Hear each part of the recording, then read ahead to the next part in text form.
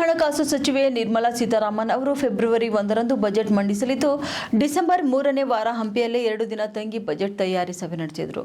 ಸಂಸದ ಇ ತುಕಾರಾಂ ಅವರು ಸಚಿವರಿಗೆ ಪತ್ರ ಬರೆದು ಈ ಬಜೆಟ್ನಲ್ಲಿ ಹಂಪಿಗೆ 115 ಕೋಟಿ ಒದಗಿಸಲು ಒತ್ತಾಯಿಸಿದ್ದಾರೆ. ಇದರ ಜೊತೆಗೆ ಈ ಬಜೆಟ್ನಲ್ಲಿ ಹಂಪಿಯನ್ನು ರಾಷ್ಟ್ರೀಯ ಯೋಜನೆ ಎಂದು ಘೋಷಿಸಿ ವಿಶೇಷ ಅರ್ಪಿತ ಅನುದಾನವನ್ನು ತೆಗೆದಿರಿಸಬೇಕು ಹಾಗೂ ರಾಜ್ಯ ಸರ್ಕಾರದೊಂದಿಗೆ ಸೇರಿಕೊಂಡು ಜಂಟಿ ತಾಂತ್ರಿಕ ಆಡಳಿತಾತ್ಮಕ ವ್ಯವಸ್ಥೆಯನ್ನು ರೂಪಿಸಬೇಕು ಎಂದು ಆಗ್ರಹಿಸಿದ್ದಾರೆ.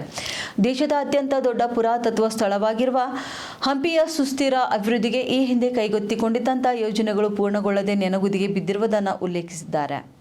ಒಂದು ಎಂಪಿ ಪ್ರಕಾಶ್ ನಗರದ್ದು ಹೇಳಿದ್ರು, ಅದರ ಜೊತೆಗೆ ವಿಮಾನದ್ದೊಂದು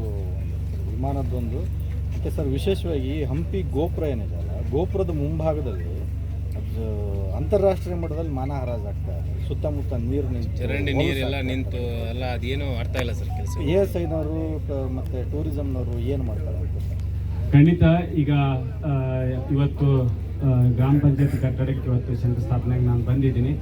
3 ಅಥವಾ 4ಕ್ಕೆ ಮೀಟಿಂಗ್ ಕರೆದಿದ್ದೀನಿ. ಎಲ್ಲರೂ ಕೂಡ ಕಲೆಕ್ಟರ್ ಡಿಪಾರ್ಟ್ಮೆಂಟ್ ಅವರು ಬರ್ತಾ ಇದ್ದಾರೆ, DC ಬರ್ತಾ ಇದ್ದಾರೆ, CO ಎಲ್ಲರೂ ಕೂಡ ಕರೆದಿದ್ದೀನಿ. ಗ್ರಾಮ ಪಂಚಾಯತಿ ಅಧ್ಯಕ್ಷರನ್ನೆಲ್ಲ ಕರೆದು ಒಂದು ಮಾಸ್ಟರ್ ಪ್ಲಾನ್ ಮಾಡ್ತಾ ಇದ್ವಿ ಕಂಪ್ಲೀಟ್ ಆಗಿ.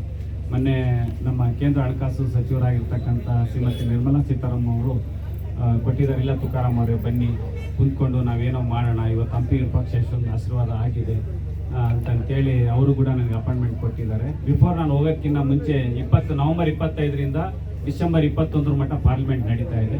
ಅದರಲ್ಲಿ ಕಂಪ್ಲೀಟ್ ಆಗಿ ನಾನು ಒಂದು ಮಾಸ್ಟರ್ ಪ್ಲಾನ್ನ ನಾನು ಪ್ರೆಸೆಂಟ್ ಮಾಡ್ತೀನಿ. ಫೇಸ್ 1, ಫೇಸ್ 2, ಫೇಸ್ 3ನಲ್ಲಿ ಒಟ್ಟ ನಮಗೆ ಒಂದು 4 ವರ್ಷದ ಅವಕಾಶ ಇರೋದರಿಂದ ಒಂದೊಂದು ವರ್ಷಕ್ಕೆ ಏನೇನು ತಗೋಬೇಕು ಪ್ರಯಾರಿಟಿವನ್ನು, ಬರ್ನಿಂಗ್ ಇಶ್ಯೂಸ್ ಈಗೇನು ಕೆಲವೊಂದೆಲ್ಲ ಬಂದಿದ್ದಾವಲ್ಲ, ಕೆಲವೊಂದು ಬೇಸಿಕ್ ಇಮಿಡಿಯೇಟ್ ಇನ್ಫ್ರಾಸ್ಟ್ರಕ್ಚರ್, ರೋಡ್ಸು, ಡ್ರೈನೇಜಸ್ಸು ಅಂಥವು, ಟಾಯ್ಲೆಟ್ ಫೆಸಿಲಿಟಿ, ಇಂಥ ಬೇಸಿಕ್ ನೀಡ್ಸ್ ಏನಿದೆಯಲ್ಲ ಅದನ್ನ ತಗೊಳ್ಳೋಂಥದ್ದು ಪ್ರಯಾರಿಟಿ 1 ಆಗ್ತಾ ಅಂತಿದ್ದೀನಿ. ಆಮೇಲೆ ಟೂರಿಸ್ಟ್ನ ಅಟ್ರಾಕ್ಟ್ ಮಾಡ್ತಕ್ಕಂಥದ್ದು ಕೂಡ ಆಮೇಲೆ ಪ್ರಯಾರಿಟಿ 2ನಲ್ಲಿ ತೊಗೊತಾ ಇದ್ದೀನಿ. ಅದರ್ ಬೇಸಿಕ್ ಇನ್ಫ್ರಾಸ್ಟ್ರಕ್ಚರ್ಸ್ ಅದೆಲ್ಲ ಟೋಟಲ್ ರಿನೋವೇಷನ್ನು ಅದನ್ನೆಲ್ಲ ಡೆವಲಪ್ಮೆಂಟ್ಸ್ದು ಅದ್ರದ್ದೆಲ್ಲ ಫೇಸ್ 3ನಲ್ಲಿ ಆ ಥರ ಪ್ಲ್ಯಾನ್ ಮಾಡಿಕೊಂಡು ಇಲ್ಲೇ ಹಂಪಿನಲ್ಲಿ 3 ಅಥವಾ 4ಕ್ಕೆ ನಾವೆಲ್ಲ ಬರ್ತಾ ಇದ್ದೀವಿ. ತಗೊಂಡು ಖಂಡಿತವಾಗ್ಲೂ ಮಾಡ್ತೇನೆ. ಇದು ಉಡಾನ್ ಸ್ಕೀಮಲ್ಲಿ ಅಲಯನ್ಸು ಸ್ವಲ್ಪ ಇನ್ಕನ್ವೀನಿಯಂಟ್ ಆಗಿತ್ತು. ಇದರಿಂದ ನವೆಂಬರ್ 1ಕ್ಕೆ ಚಾಲನೆಯನ್ನು ಕೊಟ್ಟಿದ್ದೀನಿ.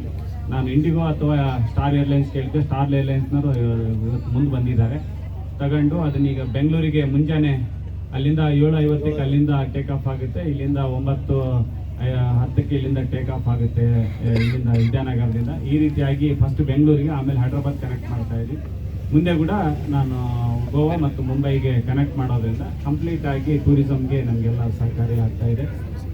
ಸೊ ಈ ಥರ ಪ್ಲಾನ್ ಎಲ್ಲ ಇಟ್ಕೊಂಡಿದ್ದೀನಿ. ಜೊತೆಗೆ ನಮ್ಮ ಕೇಂದ್ರ ಸರ್ಕಾರದ ಯೋಜನೆಗಳು ಕೂಡ